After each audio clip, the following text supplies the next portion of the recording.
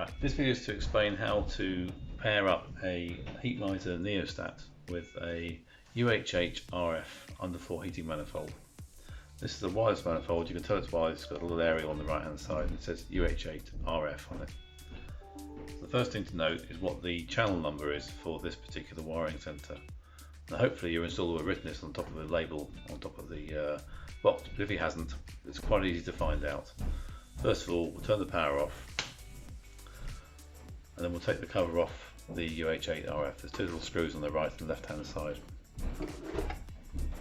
Underneath here you can see there is two little turnable potentiometers over here called channel number, and there's a little arrow. This one here is currently pointing to 1 and that one's pointing to 1 as well. So the channel number for this wiring center is 11. 1 and 1. So once we know what the channel number is, we can then set up the UH8 pairing with the heat miser NeoStat. So now we know that our channel number for the receiver, the wiring center, is 11. We can go to our thermostat, our first thermostat, and program this one to talk to that channel. So to do that, you press and hold the tick button while the icon is on the left hand side of the screen, on the on-off icon. So press and hold tick, and it'll bring up setup. Click on setup once. It says 01 in the top right hand corner. And we want to go down until that says P2. So down arrow twice, it says P2, and then you press the tick button. So the big numbers in the middle are the channel number for the receiver. So we're going to change that to 11.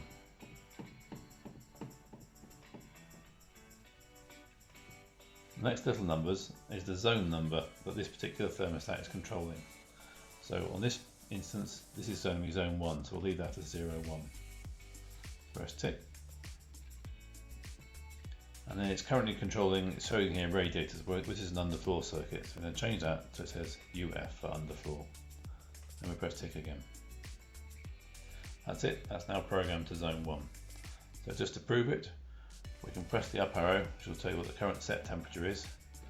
Make that at least more than 1 degree warmer than the current temperature. A little flame comes on here, and in a short while, up to 30 seconds later, zone 1 will appear switched on the receiver.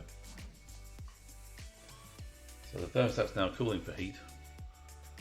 It takes up to 30 seconds for the receiver to see the signal.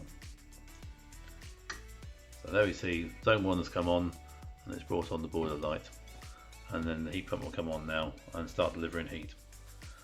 The actuator for the thermostat can take up to 3 minutes to switch on, and I'll show you a picture of that in a minute. So we switch channel 1 on the wiring center, the UH8 RF, and that's connected to this zone here, and we can tell this is switched on because the little blue flag has lifted up on top of the actuator.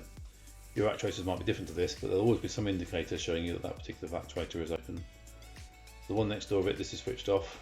That also feels quite solid on top. This one feels a bit more wobbly. That's because it's switched on.